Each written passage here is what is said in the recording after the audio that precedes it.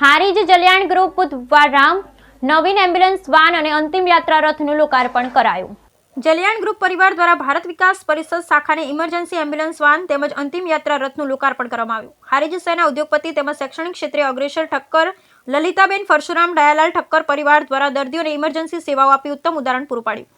Jaliyan group દ્વારા શહેરને 48 લાખના ખર્ચે અંતિમ યાત્રા રથ તથા એમ્બ્યુલન્સ વાનની શહેરને ભેટ આપી। ભારત વિકાસ પરિષદે 50 વર્ષ પૂર્ણ થતા રજત જયંતિ ઉજવણી સાથે હારીજ શહેરમાં ભારત વિકાસ પરિષદ શહેરની 33 વર્ષથી વિવિધ સેવાકીય પ્રવૃત્તિ કરી અગ્રેસર રહી છે। ત્યારે જલિયાણ ગ્રુપ ઠક્કર મિતેશભાઈ, નિલેશભાઈ, શૈલેષભાઈ, યુવરાજભાઈ, વર્ધીભાઈ તથા જલિયાણ પરિવાર દ્વારા ભારત વિકાસ પરિષદ શાખાને એમ્બ્યુલન્સ વાન તથા અંતિમ યાત્રા રથ સંચાલિત માટે લોકાર્પણ કાર્યક્રમ જલિયાણ સ્કૂલ વાઘેલ રોડ ઉપર યોજવામાં આવ્યો। કાર્યક્રમ અંતર્ગત આમંત્રિત મહેમાનો ગોતરકા કાશી વિશ્વનાથ મહાદેવના મહંત બ્રહ્મચારી નિજાનંદ બાપુ, પૂર્વ કેબિનેટ મંત્રી દિલીપ વિરાજી ઠાકોર, નવીન નિમણૂક પાટણ જિલ્લા પોલીસ વડા વિકે નાઈ, તાલુકા હેલ્થ ઓફિસર તેમજ ભારત વિકાસ પરિષદ શાખા સતીશભાઈ ઠક્કર સહિત શહેરના હોદ્દેદારો તેમજ કાર્યકરો સાથે જલિયાણ ગ્રુપના આમંત્રિત મહેમાનો, વડીલો, સગા સંબંધી મિત્રો મોટી સંખ્યામાં હાજરી આપી।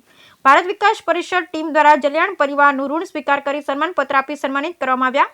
કાર્યક્રમની પૂર્ણાહુતિ બાદ આમંત્રિત મહેમાનોએ ભોજન પ્રસાદનો લાભ લીધો। Bureau report Anil Ramanuj.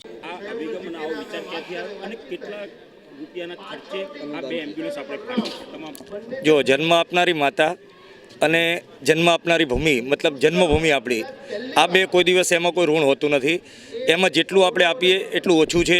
તો આજે લગભગ અંદાજે 48 લાખ રૂપિયાના ખર્ચે આપણે એમ્બ્યુલન્સ અને સબવાહિની બે ભારત વિકાસ પરિષદને એક સારા ભાવથી અર્પણ કરીએ છીએ અને અમને વિશ્વાસ છે કે એ પણ એક સારા ભાવથી લોકોને ઉપયોગમાં લાવશે।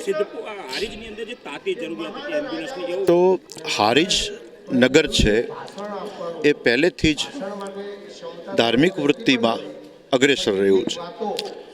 એમાંય લોહાણા સમાજ અને એમાંય વિશેષ આજે જલિયાણ ગ્રુપે એમ્બ્યુલન્સ અને સબવાહિની આ બે એક સાથે લોકાર્પણ કર્યા છે।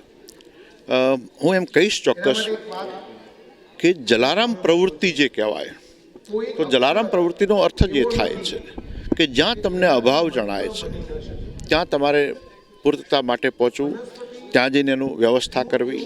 જલારામ વૃત્તિનો રોટલો ટુકડો અને રોટલો ઓટલો એટલેથી માંડી દરેક વસ્તુમાંથી મને એવું લાગે છે કે વીરપુર હવે બધે જ ફરી વળ્યું છે અને એની જ એક અનુસંધાન સ્વરૂપે હારીજમાં પણ આજે વીરપુરનું કાર્ય થયું છે।